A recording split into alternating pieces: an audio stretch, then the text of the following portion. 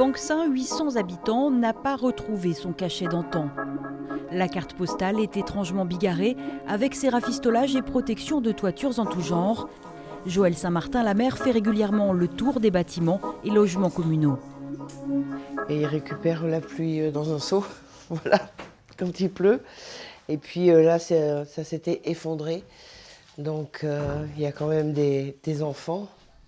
En dessous, l'école est ouverte, mais ce n'est qu'en juillet que les couvreurs interviendront pour refaire la toiture. En attendant, des rubalises éloignent les enfants du danger.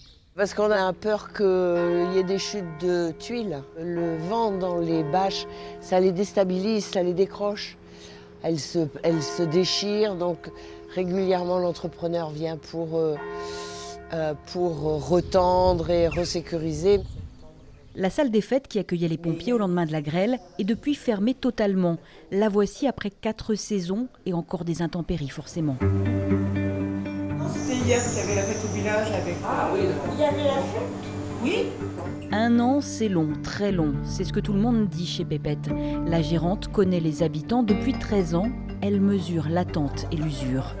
Dès qu'il y a un orage ou un truc comme ça, on est sans stresser et angoissé. Ceux qui sont bâchés, c'est la catarrhe. Parce que la flotte rentre quand même après les bâchages. Et voilà, là, toujours la peur de tout, quoi. On les sent pas bien, quoi. Dans le village, il y a des travaux terminés, d'autres entamés, des bâches posées et des tractations avec les assureurs encore en cours. On évite de trop se plaindre, mais on sent le poids de l'épreuve.